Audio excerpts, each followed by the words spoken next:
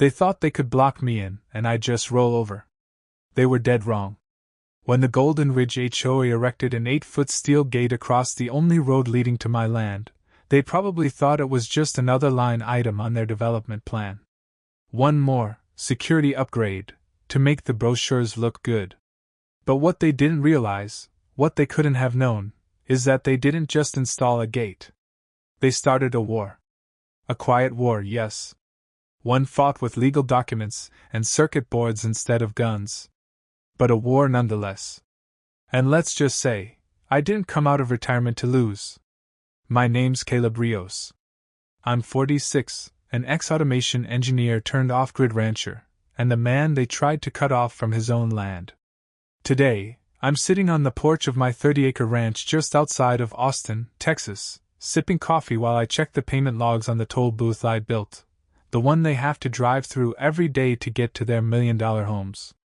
That's right. When they blocked my easement road with their fancy gate, I responded by building something better, a solar-powered, fully automated toll booth on my land, right in the 3-foot stretch of fence they accidentally built on the wrong side of the property line.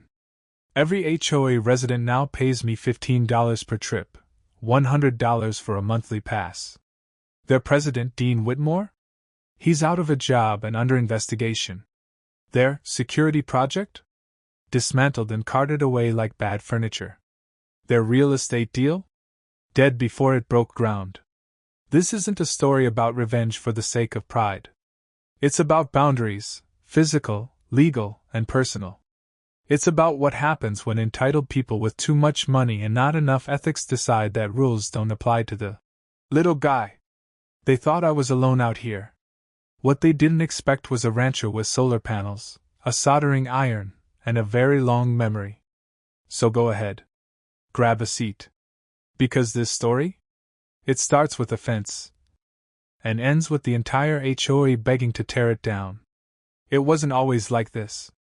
Before the concrete trucks, the lawyers, and the HOA power trips, my days were simple. Purposeful. Peaceful. I bought the ranch 2 years ago after leaving my job in Austin, where I spent 15 years designing automation systems for corporate agriculture. I was good at what I did, too good maybe. I watched massive farms replace real people with machines I helped build. Somewhere along the line, I realized I didn't want to be part of that anymore. So I cashed out early, found this 30-acre patch of overgrown land west of the city, and decided to do things my way. No shareholders. No spreadsheets. Just soil, sky, and sweat equity. The place was a mess when I found it. The old barn leaned like it was whispering secrets to the dirt. The house needed new everything, roof, wiring, plumbing. But it had bones. And it had freedom. And I had a vision. I spent the first year turning chaos into order. Planted 2 acres of vegetables, built chicken coops with solar-timed doors, set up a rainwater capture system, and installed motion sensors in the goat pen to send me alerts if one of them was giving birth. Everything ran off solar and a backup battery bank I rigged together from salvaged lithium cells. That ranch became a living machine, quiet, efficient, and beautiful in its own way. Saturdays were for fixing what broke. Sundays were for eating what grew. And every morning, I'd walk the same gravel road that wound from my gate to the county highway, a road that had been in use since before I was born. Legally, it was mine to use. A recorded easement, filed in 1974, passed from the original landowner to me when I bought the place. Clear as day. Perpetual access granted via the private road leading north through Golden Ridge. Most folks in the neighborhood didn't mind. Especially the Harisas, George and May, my retired neighbors just inside the HOA boundary. George was a former aviation mechanic. May taught home EC for 30 years. Every week, they'd swing by for fresh eggs and greens, and we'd sit on my porch talking about anything but HOA politics. Good people. If they'd stayed in charge, none of this would have happened. But things changed when Dean Whitmore moved in. He showed up 6 months ago, bought the biggest house at the end of the cul-de-sac, and wasted no time getting himself elected HOA president. Brought in a new management company too, one with a reputation for hard resets on older communities. At first, it was little things. New rules about paint colors. Notices about unapproved garden gnomes. Then came whispers of a development deal, a private clubhouse, a new security initiative. I didn't think much of it until the letter arrived. Thick envelope. Gold embossed seal. HOA letterhead so smug it practically sneered. It wasn't addressed to Mr. Rios, or even resident. Just land occupant. Inside, an invitation to attend a mandatory meeting regarding access adjustments and traffic mitigation along Ridgeview Trail. That was my road. The one they'd used for years. The one I legally depended on. I read the letter 3 times. Something about the language, the corporate vagueness, the full professionalism, made my skin crawl. It didn't say much. But it didn't have to. I knew exactly what was coming. And I knew I wasn't going to let it happen without a fight. I pulled into the Golden Ridge Community Center parking lot 10 minutes early, still wearing my dusty work boots and flannel shirt. The building looked like a boutique hotel, fresh paint, oversized glass doors, fake Tuscan columns, and already the lot was lined with gleaming SUVs and luxury sedans. My rusted-out Ford stuck out like a goat in a dog show. Inside, the room was air-conditioned, brightly lit, and filled with tension. A dozen neatly arranged rows of white chairs, a refreshments table that no one dared touch, and at the front, 2 people who looked like they were auditioning for a corporate board meeting rather than a neighborhood discussion. Dean Whitmore stood tall behind a podium, flashing a smile that belonged in a billboard ad for predatory lending. Hair slicked back, blazer so sharp it could cut glass. Beside him was Cynthia Polk, the HOA's new property manager. She held a tablet like it contained nuclear launch codes and scanned the room like she was already disappointed in everyone present. "Good evening, everyone," Dean began, voice smooth as oil. "As your new HOA president, I'm proud to introduce a bold vision for the future of Golden Ridge." A projector whirred to life, displaying 3D renderings of massive stone gates, a sleek clubhouse, and rows of luxury homes. "Golden Ridge Estates," he said, gesturing with flair. "A private, exclusive expansion featuring 12 executive homes, private tennis courts, and a modern security gate system that will increase property values by up to 30%. Some folks clapped. Others just looked around nervously. "And," Dean continued, "to ensure the safety and privacy of our growing community, we'll be installing a security gate across Ridgeview Trail, effective immediately." My stomach dropped. He clicked to the next slide, an aerial view with a red line right across the only road into my property. "The current use of Ridgeview Trail by non-residents has created congestion, dust, and aesthetic concerns," Dean said, pausing meaningfully. "It's time we set a higher standard." I stood up before I realized it. "Excuse me," I said, voice calm but firm. "That's not just some road. That's a legally recorded easement to my land. You can't block it. You don't have that authority." Dean gave a performative blink, then smiled thinly. "Mr. Rios, is it? Your easement is being reviewed by our legal team. Unfortunately, older agreements like that often conflict with modern community planning needs. Our priority is the well-being of Golden Ridge residents. That easement predates your HOA," I shot back. "It's been in place since 1974 and filed with the county. You're not reviewing anything, you're just hoping I don't push back." Murmurs spread through the crowd. Cynthia stepped forward, her voice clipped and cold. "Construction on the gate begins tomorrow morning at 8 a.m. You may apply for an access card, $400 annually.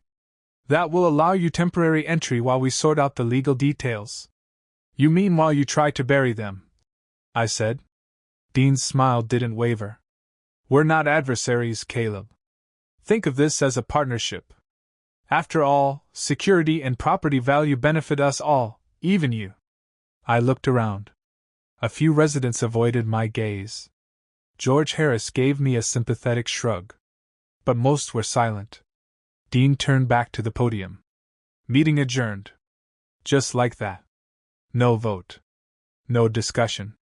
Just a thinly veiled land grab, sugar-coated with promises of exclusivity and granite countertops. I walked out without another word, hands shaking with fury. The air outside felt heavier now. Oppressive. They thought this was over. But they had no idea what they just started. I barely slept that night. Between rage and dread, I lay in bed listening to the coyotes cry and the wind rattle the tin roof, trying to convince myself that Dean Whitmore was bluffing. That maybe it was just some posturing, empty threats and HOA theatrics. But at 6:42 a.m., the first beep-beep-beep of a reversing excavator shattered that illusion. I jumped into my boots and ran down the gravel drive. And there they were, 3 construction vehicles, a crew in reflective vests, and bright orange cones spread across the narrow road that cut through the edge of Golden Ridge and onto my land. A backhoe was already digging post holes for the gate. Rebar, concrete mixers, security cameras, all of it. Just like the renderings Dean had shown the night before. One of the workers spotted me storming up. "Sorry, sir, this is an active construction site," he said, not making eye contact. "If you've got concerns, take it up with management." "I am management," I snapped. "This road leads to my property." He shrugged. "We're just doing what the HOA paid us to do." Less than an hour later, Dean showed up in a spotless white SUV, with Cynthia Polk seated beside him like an ice sculpture in slacks. He stepped out smiling, holding what looked like a plastic hotel keycard between 2 fingers. "Good morning, Mr. Rios," he said, all fake warmth. "I brought your temporary access card. 7 days. After that, it'll be $400 for the annual version." He handed it to me like it was a favor. "You're not going to get away with this," I said, voice low, trembling with restraint. Dean's smile never wavered. "We're not trying to get away with anything. We're just protecting community interests. If you have legitimate concerns, feel free to contact your attorney. But in the meantime, I suggest you use the card." Cynthia chimed in, deadpan. "Processing for permanent cards may take up to 10 business days. Assuming you're approved, of course." I stared at the steel frame of the gate now standing half erect in front of me. Cameras pointed both ways. A keypad on one side. Barrier arms on the other. It looked like a prison entrance. And for the first time, I realized I was actually trapped. That access road was my only connection to the county highway. There was no back entrance, no alternate trail. Dean had just boxed me in like cattle, on my own land. I took the card and walked away. I didn't want to give them the satisfaction of seeing me explode. Instead, I drove into town. 35 minutes later, I was at the Travis County Records office, pacing in line with a folder under my arm and murder in my heart.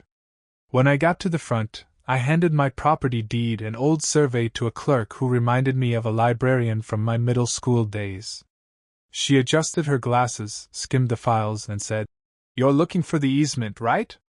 "Yes," I said too quickly. She disappeared for a few minutes, then returned with a certified document in a plastic sleeve. "Here it is. Recorded in 1974. Perpetual access, 20-foot wide easement along Ridgeview Trail, runs with the land." She looked up. "That means they can't block you. At least not legally." It was what I needed to hear. But knowing something was legal and making it enforced are two different beasts. I left with the document in hand and one name in mind, Lena Morales. We went to college together. She became a real estate lawyer, and I became the guy who installed automated goat feeders in the hill country. We hadn't talked in years, but when I called, she picked up after 2 rings. When I told her what was happening, she just said, "Dean Whitmore? From Dallas? You're not the first. Come to my office tomorrow morning. We're going to make this man wish he'd never heard the word gate." The next morning, I stood at the edge of my driveway, arms crossed, eyes locked on the freshly poured concrete and steel of the HOA gate. Something didn't sit right. Not just morally, physically. The fence didn't follow the contour of the road the way it used to. It curved inward slightly, almost imperceptibly. But I knew my land like the back of my hand. That curve? That wasn't right. I went back inside and pulled out the survey I got when I bought the ranch, the one I'd practically memorized when designing my irrigation lines. I laid it out on the kitchen table, tracing the lines with my finger. Then I grabbed my measuring wheel, phone, and notebook and headed back out. An hour later, after marking stakes and measuring from tree lines and survey markers, I was pretty sure my suspicion wasn't just paranoia. They'd built part of that damn gate on my land. Roughly 3 feet. Maybe 4. Just enough for the gate's support column and part of the foundation footing. That mistake was small, but it was everything. Still, I needed confirmation. So I called Walt Dunning, a retired civil engineer who lived 2 plots over. He'd once helped me fix a grading issue near my south field, and I remembered him mentioning he still had his surveying gear. For fun. 2 hours later, Walt showed up in a dusty Ford with a cooler of beer in the back and a glint of curiosity in his eyes. We spent the afternoon walking the line, rechecking boundaries, comparing records. Walt squatted beside the concrete footing of the gate and tapped it with a screwdriver. "Well, I'll be damned," he muttered. "They sunk this post a full yard onto your property. Not even subtle about it." He stood up, brushing dirt off his jeans. "They probably figured you'd never notice. Or if you did, you couldn't do much." I looked at the gate. The glossy keypad. The little security camera pointed at my drive. And then, like someone flipping a breaker in my brain, it hit me. If they could build a gate to block me, on my land, what's stopping me from building something right next to it? Something that made them pay. Literally. A toll booth. Walt must have seen the look on my face because he raised an eyebrow. "You're cooking something, Caleb. I can see it." I nodded slowly, already visualizing circuits and solar panels in my mind. "Yeah," I said. "They want to play games with access? Let's play." I didn't waste time. That same night, I sat at my kitchen table sketching blueprints on the back of old feed invoices. A simple design, compact, solar-powered, efficient. Just enough space for a control box, a motion sensor, and a swing-arm barrier. A card reader here, a camera there. I'd built more complex systems for chicken coops. By sunrise, I had a parts list and a mission. I called in favors. Walt offered to help dig the base. My cousin Ray, an electrical tech with a love for mischief, agreed to wire up the payment system. A high school buddy, Tino, ran a print shop in town and said he could rush the signage if I paid him in eggs and beer. Deal.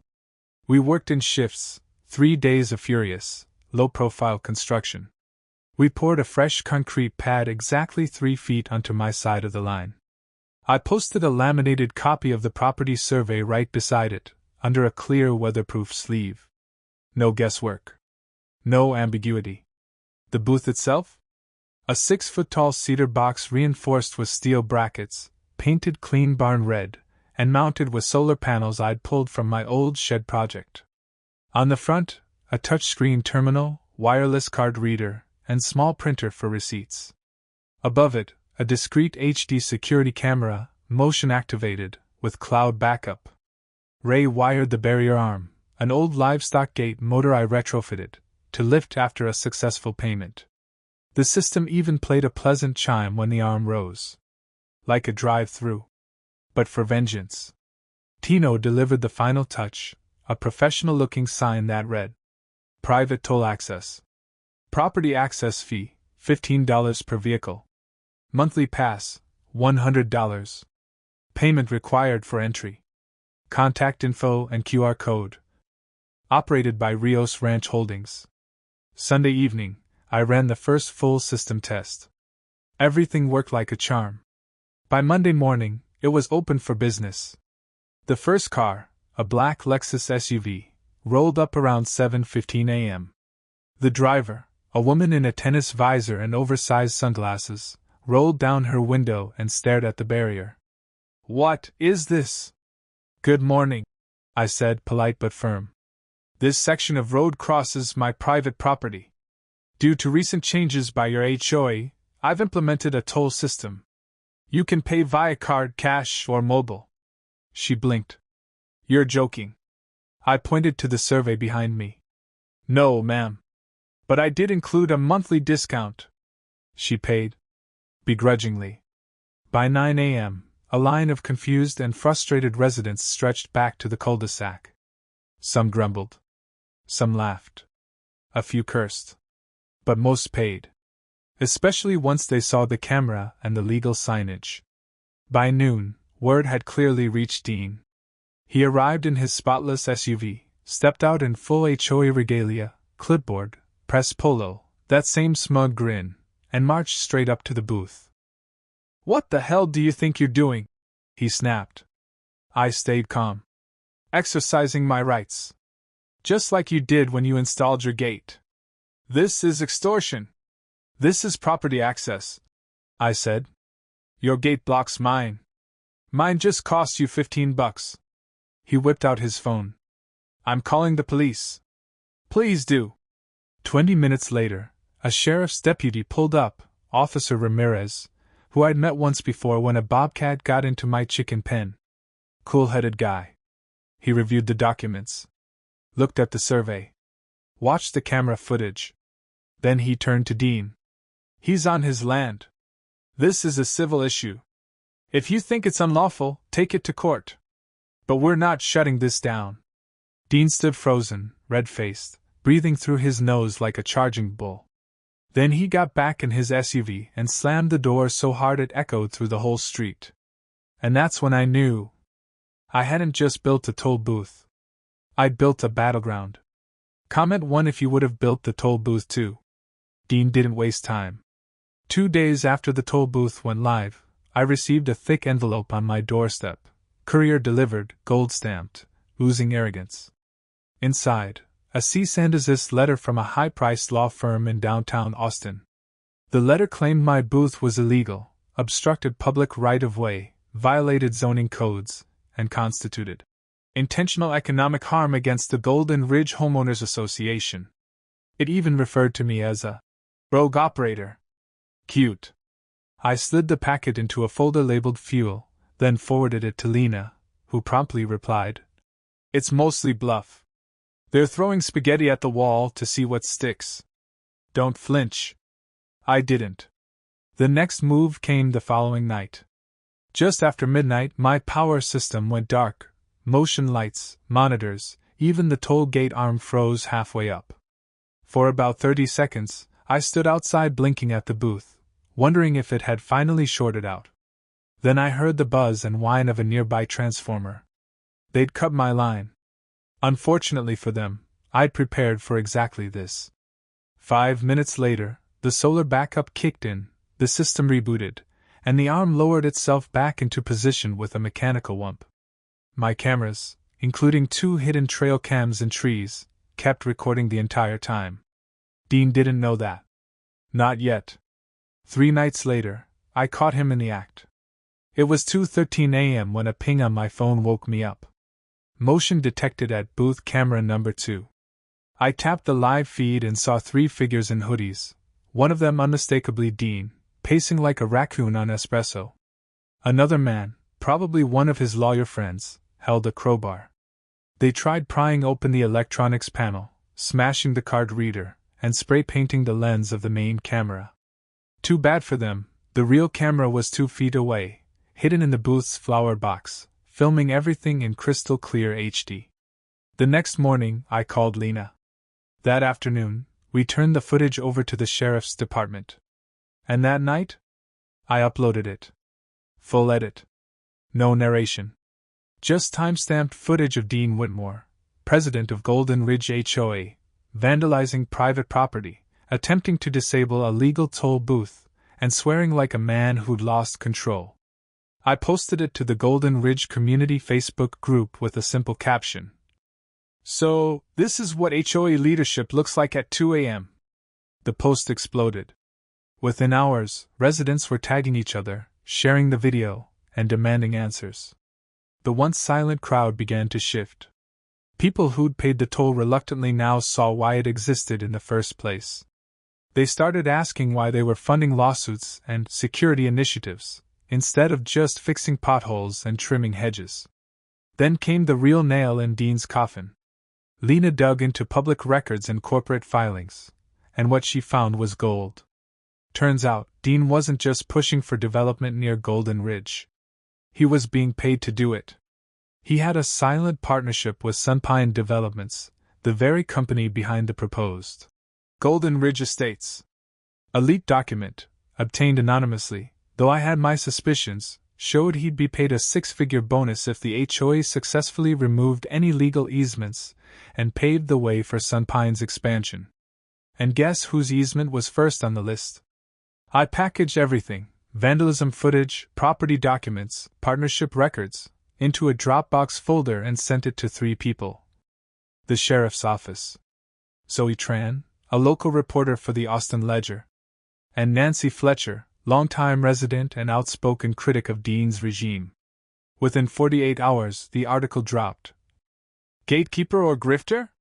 Golden Ridge HOA president tied to secret land deal, faces vandalism allegations. The fallout was swift. By the next HOA meeting, Dean walked into a room of cold stares and folded arms. Nancy demanded his resignation. Cynthia sat silent, eyes fixed on the floor. Half the board members claimed they'd been unaware of Dean's personal ties to the developer. Neighbors who once glared at me now waved as they drove past the booth. Some even brought me cookies and coffee in solidarity. The toll booth was no longer a nuisance. It was a monument.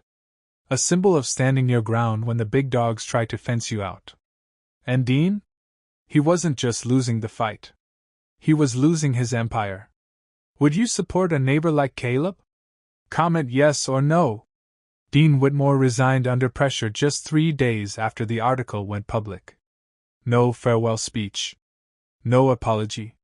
Just a terse email sent to HOA members at 2:12 a.m., blaming media misrepresentation and a coordinated smear campaign. No one bought it.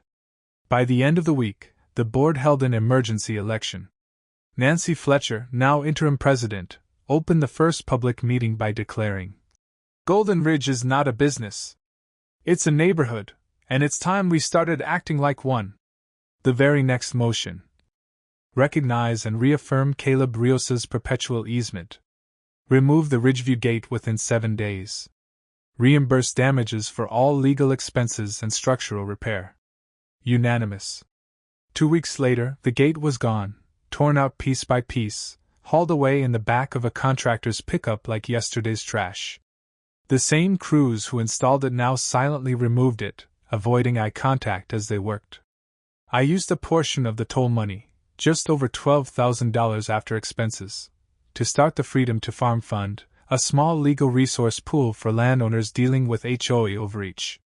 A neighbor down the road is already using it to fight a forced irrigation mandate.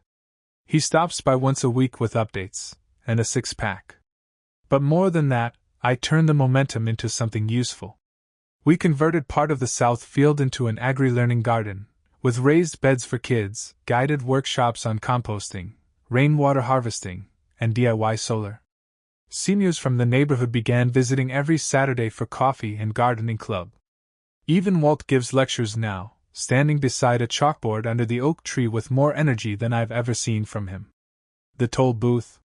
I dismantled it myself, plank by plank. The barrier arm became part of a playground seesaw. The camera now monitors the chicken coop for raccoons. The booth roof? It shades our seedling trays. What started as a standoff became a story. What started as a story became a movement. Golden Ridge didn't need another gate. It needed a wake-up call. And me? I didn't need power or politics. Just a boundary worth defending. Because in the end, all they wanted was control. All I needed was a screwdriver and a line in the dirt. Know someone dealing with HOA drama? Share this story with them.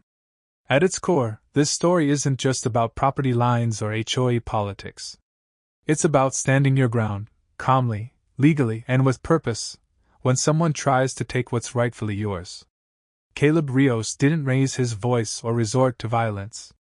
He used his wits, his skills, and most importantly, the truth, to fight back. In a world where overreach, intimidation, and silent compliance have become too common, Caleb reminds us that dignity begins at the boundary of what we protect, whether it's our land, our principles, or our community. The toll booth wasn't just a clever invention, it was a symbol. A message that even the little guy can hold the line when armed with facts, resilience, and a bit of ingenuity. For those of us watching from the sidelines, frustrated with bureaucracy, tired of being pushed around, this story serves as a quiet call to action. Know your rights. Document everything. And never let someone else define the value of what you've built. Because sometimes, the most powerful tool you have is simply refusing to back down.